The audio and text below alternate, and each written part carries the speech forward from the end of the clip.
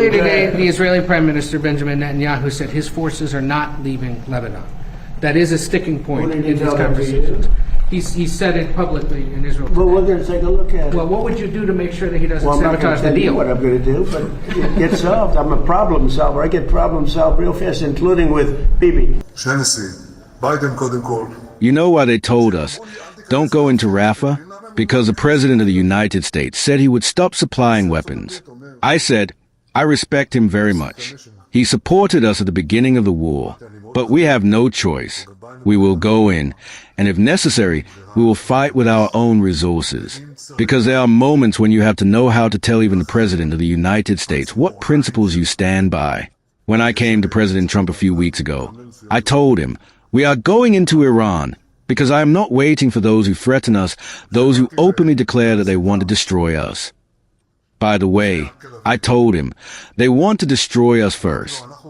We will not allow that to happen. That is why we are here. I did not ask for permission. I simply informed him of our plans.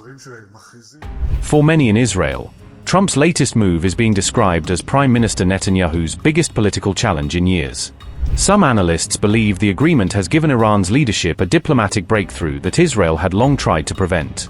The latest developments have fueled fresh speculation about a growing rift between President Trump and Prime Minister Netanyahu. As Washington pushes ahead with diplomacy, questions are growing over whether Trump has become Netanyahu's toughest political challenge.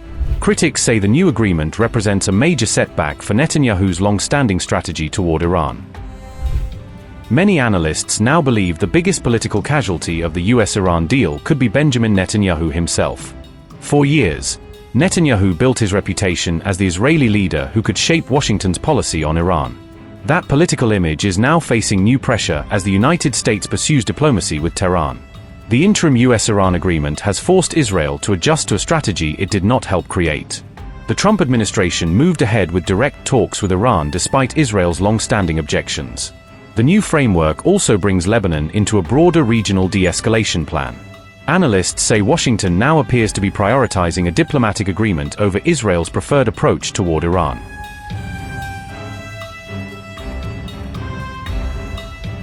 President Trump has publicly criticized Israel's military operations in Lebanon during the ongoing diplomatic talks.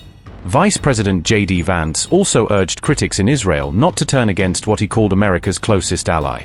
The opening of the Strait of Hormuz, the ending of the Iranian nuclear program, all of these things have already been accomplished. The question before us now is how much more can we accomplish together? Can we turn over a new leaf? Can we change relations in the Middle East permanently? Or do we go back to doing things the old way, which is not our preference, but is certainly very much something that can happen? What the president has asked us to do is turn over a new leaf, to transform our relationship with the people of Iran and to extend an outstretched hand that says to the people of Iran that if your leadership is willing to give up being a driver of regional instability, if they are willing to give up nuclear weapons ambitions for the long term, then the United States is willing to fundamentally transform our relationship with that country. That is certainly our goal. We've already made great progress over just the last few hours, and I expect that we'll make additional progress in the hours to come. President Trump has repeatedly said he is determined to prevent a new war in the Middle East. However, PM Netanyahu said Israel acted despite allied concerns, arguing the operation stopped Iran from obtaining nuclear weapons. You know why they told us, don't go into Rafah? Because the President of the United States said he would stop supplying weapons. I said, I respect him very much. He supported us at the beginning of the war, but we have no choice. We will go in, and if necessary, we will fight with our own resources. Because there are moments when you have to know how to tell even the President of the United States what principles you stand by. When I came to President Trump a few weeks ago, I told him, we are going into Iran because I am not waiting for those who threaten us, those who openly declare that they want to destroy us. By the way, I told him, they want to destroy us first. We will not allow that to happen. That is why we are here. I did not ask for permission. I simply informed him of our plans. And I was pleased that he also joined toward the end, which was very important. But they said, it's impossible. Don't do it. We will not sit and watch while Iran comes and destroys our cities, destroys our citizens, and thousands, if not tens of thousands, die. So those same people who told us, don't enter Gaza, don't enter Rafah, Don't enter Lebanon. Don't enter Syria. Don't enter Iran. For heaven's sake, don't attack. Don't eliminate their leadership. Those same people are now saying, but you didn't complete the mission. The people who wanted zero action now come and tell us, you didn't achieve 100%. You only achieved 80 or 90%. There's still more to do. That's not true. There's still work to do in Gaza, in Lebanon, and against them. But I want to tell you two things. As long as I am Prime Minister, Iran will not have nuclear weapons. And another thing, as long as I am Prime Minister, we will maintain the security zone south of Lebanon for as long as necessary to safeguard the security of Israel's north. Together we have accomplished a great deal. Even when I served as security minister, this was my foremost priority. I expanded and strengthened our approach on this issue. Do you know why? Because we cannot exist without security. And security is achieved through determined decisions and through commanders and soldiers who carry them out. What is the greatest achievement of this war?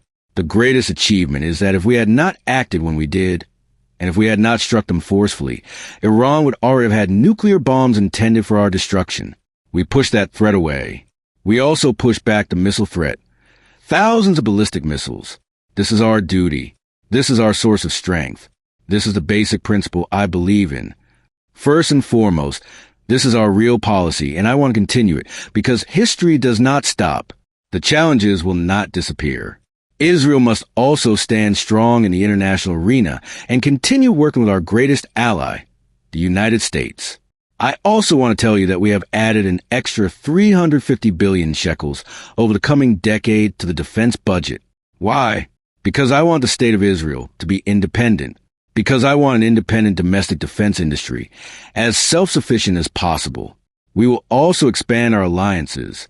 We will preserve our existing alliances and broaden them. But first and foremost, we must be self-reliant. And that is the simple vision. If you are strong, others will come to you. They will seek partnerships with you, sign normalization agreements with you, and make peace agreements with you.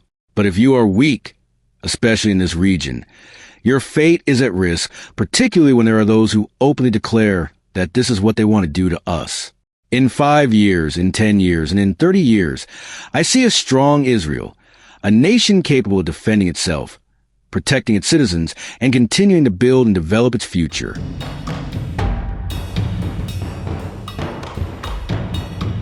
Netanyahu had hoped to weaken Iran while expanding the Abraham Accords across the Middle East. Analysts say months of conflict have left both of those goals only partially fulfilled. Several Gulf states are now reopening channels with Tehran while taking a more cautious approach toward Israel. Analysts believe the emerging regional landscape could leave Netanyahu with fewer strategic options than he had before. Netanyahu insists his partnership with President Trump remains strong despite recent public disagreements. However, analysts believe the U.S. Iran deal has fundamentally changed the political landscape across the region. The key question now is whether Netanyahu can rebuild his influence as the U.S. Iran agreement moves into its next phase.